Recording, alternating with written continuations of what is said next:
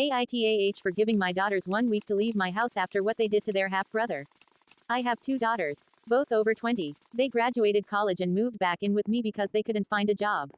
The house is my late husband's house, Robert. For context, their dad and I got divorced 9 years ago. I got remarried to Robert and had my 7-year-old son Tom. The girls didn't have a good relationship with Robert.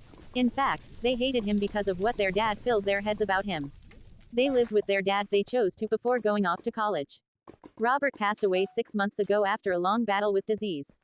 It was just me and my son Tom. The girl's dad got remarried last year and the woman is basically a witch. That's why the girls stopped visiting there. They lived in rental apartment during college and their dad used to pay for rent but stopped after his wife fought with them.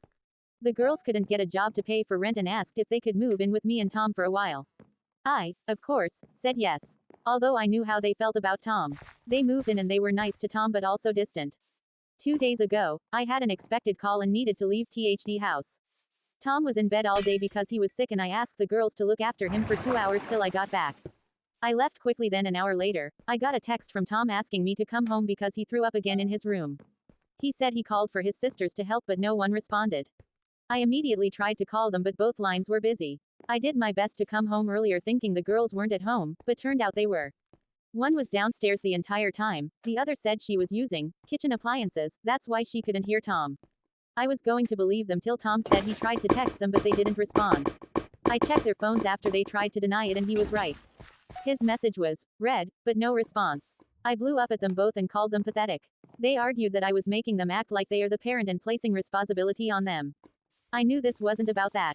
They hated Robert. Fine, that might be a little understandable. But Tom is a kid and he has no part in all of this to be treated like that. I knew they neglected him on purpose.